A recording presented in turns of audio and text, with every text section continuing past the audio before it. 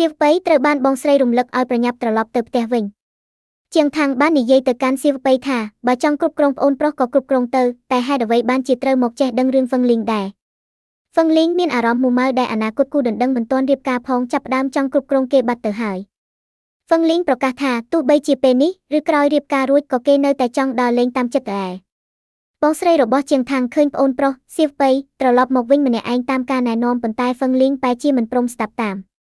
លោកតាហ្វឹងបានគំរាមហ្វឹងលីងឲ្យធ្វើខ្លួនឲ្យបានល្អក្នុងការជួបជុំញ៉ាំបាយជាមួយគ្រួសារខាងស្រីបើហ៊ានធ្វើឲ្យខូចរឿងលោកតានឹងវាយគេមិនខានឪពុកម្ដាយខាងស្រីមើលឃើញថាហ្វឹងលីងជាក្មេងមានសុជីវធម៌ទើបពួកគាត់យល់ព្រមប្រគល់កូនស្រីឲ្យគ្រួសារទាំងពីរបានសម្រេចចិត្តឲ្យអ្នកទាំងពីរទៅចុះសម្បុត្រអាពាហ៍ពិពាហ៍ជាមួយគ្នានៅថ្ងៃស្អែកបន្ទាប់ពីញ៉ាំបាយរួចហ្វឹងលីងត្រូវបានគេបង្គាប់ឲ្យជូនជាងថាងត្រឡប់ទៅផ្ទះវិញហ្វឹងលីងបានប្រាប់ជាងថាងត្រង់ថាគេរៀបការនេះគឺគ្រាន់តែដើម្បីបំពេញចិត្តលោកតាប៉ុណ្ណោះគេបានបញ្ជាក់ថាគេមិនបានស្រឡាញ់នាងទេហើយនាងក៏គុំរំពឹងចង់បានក្តីស្រឡាញ់ពីគេឲ្យសោះហ្វឹងលីងស្នើឲ្យរស់នៅបែបមិនចេះដឹងរឿងគ្នាទៅវិញទៅមកគឺគេចង់ដើរលេងយ៉ាងណាក៏បាន